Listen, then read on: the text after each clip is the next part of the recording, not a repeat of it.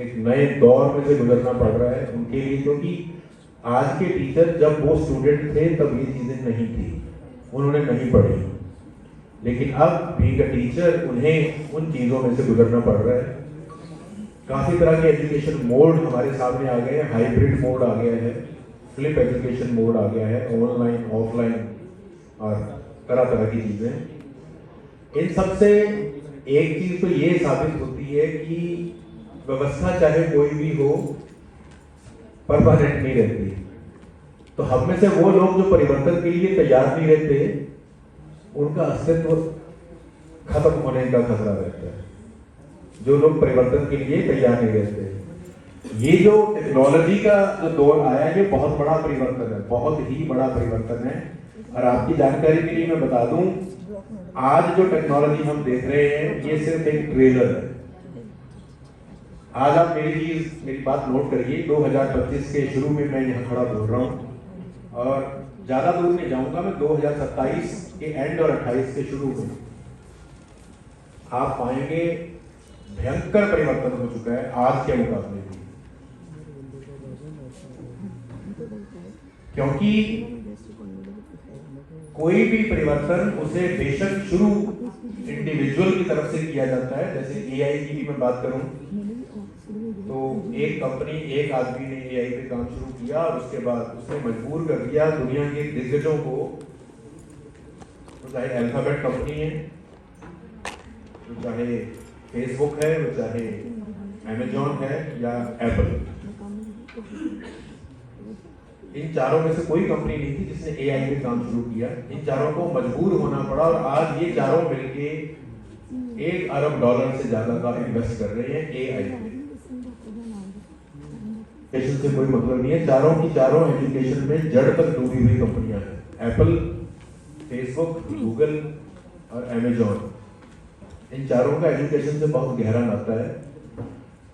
तो परिवर्तन के साथ जो नहीं चलेगा या समय के साथ जो खुद को परिवर्तित नहीं करेगा, उसके अस्तित्व को खतरा पैदा हो जाएगा। ये बात आज हम समझ चुके हैं और आने वाले 3, 5, 7 और 10 साल में फेज वाइज हम और समझेंगे। बेशक टीचर कभी भी रिप्लेस नहीं होगा, आज ये एक एहसास हम सब में है। काफी टाइम से हम ये बात करते आ रहे हैं कि कितनी मर्जी टेक्नोलॉजी आ जाए, जब पेड़ के पत्तों पे लिखा जाता था और उससे भी पहले जब शिक्षा सिर्फ ऑरल होती थी, मौखिक होती थी, हर जगह टीचर का इंपॉर्टेंस था। फिर क्लासरूम बने, फिर ब्लैक बोर्ड आया, फिर बहुत बाद में जाके किताबें आई और उसके बाद नई नई चीजें क्लास में एंटर करते, लेकिन टीचर जो था वो इनएविटेबल रहा, इररिप्लेसेबल रहा, इंडिस्पेंसेबल रहा। आज भी हम इसी सोच में बैठे हैं कि शायद टीचर तो कभी रिप्लेस नहीं होगा, लेकिन मैं आपको ये चीज बता दूं कि धीरे धीरे जिस तरह से बाकी इंडस्ट्रीज में लोग दिखने कम हो गए हैं, वो वक्त भी आ जाएगा जब टीचिंग इंडस्ट्री में भी बहुत कम लोगों की ही जरूरत पड़ेगी। 2001-2 में मोबाइल फोन आम हुए थे और उसके बाद से आप लोग देखते हैं घरों से बहुत सारी चीजें क्रमशः खत्म हो गई हैं। कैलेंडर नहीं आते घर में, घड़ियां खत्म हो गई हैं, टॉर्च नहीं आती घर के अंदर। एक मोबाइल फोन ने 100 से ज्यादा गैजेट्स को अपने अंदर संभाल लिया और मार्केट से उन चीजों की बिक्री लगभग बंद हो गई है।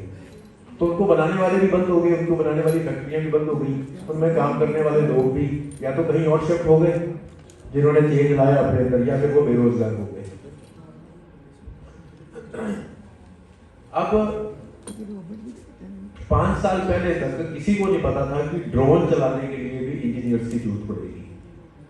अब ड्रोन ट्रेनिंग अकेडमी खुल रही है, +2 पास बच्चे, 10th पास बच्चे ड्रोन की ट्रेनिंग ले रहे हैं। क्यों? क्योंकि हर इंडस्ट्री अब ड्रोन का इस्तेमाल। कोई टाइम था जब ड्रोन शुरू हुए थे तो पेस्टिसाइड को स्प्रे करने के लिए यूज होते थे। अब एक स्कूल के फंक्शन में भी ड्रोन दिख जाता है, बच्चे डांस कर रहे हैं, गाना गा रहे हैं और ड्रोन उनका वीडियो बना रहे हैं। फोटोग्राफी फील्ड में भी काफी चेंज आया है। तो कहने का मतलब ये है कि हमें अब पिछले 5-7 साल से 10 साल से शुरू करके और आने वाले 10, 15, 20 साल की अगर मैं बात कर रहा हूँ, और फिर मैं ये भी बताऊंगा कि ये बात मैं क्यों कर रहा हूँ। हमें तीव्र परिवर्तनों के लिए तैयार रहना है। बहुत तेजी से परिवर्तन आ रहे हैं और आने वाले टाइम में और बहुत तेजी से परिवर्तन आएंगे। पिछले दिनों में एक आर्टिकल पढ़ रहा था जिसमें ये रिसर्च बेस्ड आर्टिकल था, जिसमें ये बताया गया कि मोबाइल फोन, मेरा वही है, मोबाइल फोन के भी जो दिन है वो गिने चुने, साल, 2 साल, 3 साल। हमारे लिए तो देखो मोबाइल फोन बहुत बड़ी चीज बन चुका है। 100 से ज्यादा प्रोडक्ट्स एक अकेले मोबाइल फोन के अंदर है। और अब जब AI मोबाइल के अंदर आ गए, हमें बहुत सारी चीजें तो ढूंढनी नहीं पड़ती। हम 1 या 2 लेटर लिखते हैं क्रोम पे, गूगल पे, और वो एक लिस्ट आ जाती है कि हमें क्या चाहिए। जिन लोगों ने अपने फोन में ChatGPT या जेमिनाई इंस्टॉल किया है उनको पता है, या जो व्हाट्सएप के अंदर जो मेटा का जो टैब है अगर वो यूज करते हैं रेगुलर बेस पे, कि कितना इजी हो गया है काम, कुछ भी चीज को ढूंढना, लिखना। बेशक क्रिएटिविटी खत्म हो रही है, human creativity, human innovation, human creativity खत्म हो रही है, लेकिन टेक्नोलॉजी तो फिर आती है काम को आसान करने, है ना, टाइम बचाना और काम को आसान करना। किसी भी चीज को ढूंढना, पहले गूगल पे ढूंढते थे, गूगल के ढूंढने में और ChatGPT के ढूंढने में जमीन आसमान का फर्क है। गूगल ढूंढता था, आप लिखते थे कि कुछ 5 तरह के फ्लावर्स, तो वो कुछ वेबसाइट पकड़ा देता है आपको। आप उसमें लिखते हैं 10 तरह की रेसिपी, तो वो वेबसाइट पकड़ा देगा, वो नहीं बताएगा आपको। वेबसाइट पकड़ा देगा, फिर आपकी सरदर्दी है कि उनमें से कौन सी वेबसाइट पे आपने जाना है। वहां जाओगे, रेलेवेंट चीज मिली तो मिली, नहीं मिली तो नहीं मिली। ChatGPT और जेमिनाई क्या करते हैं, वो एग्जैक्ट जो आपने पूछा है उसका जवाब दे। हालांकि नीचे वो लिख देते हैं कि भाई हम गलती कर सकते हैं, तो इसलिए जांच कर लो, ये नीचे लिखा होता है। Gemini can make errors, kindly check for yourself. लेकिन वो आपको to the point precise information provide करते हैं। अगर आपको फॉर एग्जांपल छोले भटूरे की रेसिपी चाहिए तो वो प्रॉपर छोले भटूरे की रेसिपी देगा, और अगर आपको वो पंजाबी छोले की रेसिपी मांगेंगे तो वो पंजाबी छोले की रेसिपी देगा, एज इट इज। टीचर इस चीज को बहुत यूज कर रहे हैं। ChatGPT की ऐप से टीचर्स वर्कशीट्स क्रिएट कर रहे हैं, क्वेश्चन पेपर क्रिएट कर रहे हैं। पिछले दिनों मुझे एक बिल्डिंग प्लान चाहिए था, तो मैंने एक प्रॉम्प्ट दिया उसे कि मुझे किंडरगार्टन बिल्डिंग का एक लेआउट प्लान दो, और आप बिलीव करें इतना अच्छा नक्शा बना के ChatGPT ने मेरे सामने रख दिया। ये चीजें अब मैं आप लोगों को क्यों बता रहा हूं कि पिछले 3-4 साल में 2022 से और आने वाले 3, 5, 7 और 10 साल का जो फेज होगा, आप इन चीजों को नोट करिए। आज 25 है तो 28, 28 के बाद 30, 30 के बाद 33 और फिर 35।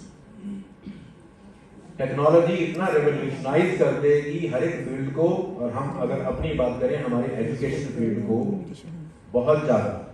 तो समय के साथ हमें चलना पड़ेगा और तेजी से चलना पड़ेगा। पहले कुछ ऐसा होता था कि दुनिया में कोई टेक्नोलॉजी आती थी और उसके 30-40 साल बाद भारत में आती थी। अब ये फेज खत्म है। अब दुनिया में टेक्नोलॉजी कोई आएगी तो उन सब की नजर रहेगी दुनिया के सबसे बड़े बाजार पर,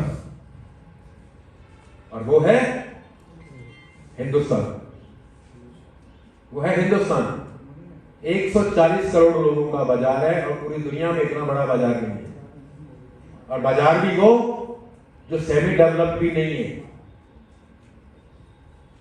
जहां दुनिया के बाजार डेवलप्ड हैं, यूरोपियन कंट्रीज के, अमेरिकन कंट्रीज के, हमारा जो बाजार है इंडियन मार्केट, वो सेमी डेवलप्ड भी नहीं है। गवर्नमेंट ऑफ इंडिया के डाटा पर विश्वास करें तो वो 80 करोड़ लोगों को फ्री का राशन बांटती है। ये प्रधानमंत्री ने अपने पिछले भाषण में कहा था। लेकिन अगर 80 करोड़ लोग फ्री का राशन ले रहे हैं, तो अगर हम 60 करोड़ लोगों को भी देखें तो ये बहुत बड़ी मार्केट है। प्राइवेट स्कूल में पढ़ने वाले बच्चों की संख्या लगभग 15 करोड़ से ऊपर है, जो बच्चे प्राइवेट स्कूल्स में पढ़ते हैं। ऑब्वियसली टेक्नोलॉजी का ज्यादा इस्तेमाल प्राइवेट स्कूल्स में ही होता है। बहुत बड़ा बाजार है ये, 15 करोड़ बच्चों का बाजार है। 15 करोड़ में से टारगेट लेके कोई कंपनी 30% मार्केट को भी टारगेट करे तो 4.5 करोड़ बच्चों की मार्केट होती है। आज ऐसा कोई सिंगल प्रोडक्ट भी नहीं है जो 4.5 करोड़ बच्चे इस्तेमाल करते हैं। तो बहुत बड़ा मार्केट, इसलिए अब जो चेंजेस आएंगे वो साथ के साथ भारत पहुंचेंगे। बिकॉज अब दुनिया की टेक्नोलॉजी कंपनियों को पता है कि भारत बहुत बड़ा लगा है, और जितने अध्यापक यहाँ हैं जिन्होंने वास्तव में टेक्नोलॉजी यूज करनी है, और जो एंड यूजर है बच्चे और उनके पेरेंट्स, उसका जो मैग्नीट्यूड है वो बहुत बड़ा है। हम टीचर्स हैं, टीचर्स हमेशा से इनोवेटर्स रहे हैं। भारत की परंपरा रही है, हमारे यहां आदिकाल से टीचर्स ऐसे रहे हैं जिन्होंने क्रांतिकारी परिवर्तन लाए हैं। हमारे यहाँ गुरु वशिष्ठ जैसे गुरु रहे हैं जिन्होंने वो सेना तैयार करी जिसने रामायण का युद्ध किया। गुरु वेद व्यास जैसे गुरु रहे हैं जिन्होंने वो शिष्य तैयार किए जिन्होंने महाभारत का युद्ध किया। और ये जो युद्ध थे दोनों, ये काल को परिवर्तित करने वाले युद्ध थे। राम और रावण का युद्ध, और फिर कौरव और पांडव का युद्ध, जिसके जरिए हमें एक और महान दर्शन सुनने, देखने, पढ़ने को मिला, वो था श्रीमद् भगवत गीता। वो कालजयी एपिसोड थे, प्रकरण थे, और उनके पीछे गुरुओं का हाथ था। वहां से चलते हुए अगर हम आधुनिक काल की तरफ भी आए तो हमारे यहाँ ऐसे अध्यापक भी रहे हैं जो देश के राष्ट्रपति, प्रधानमंत्री बने।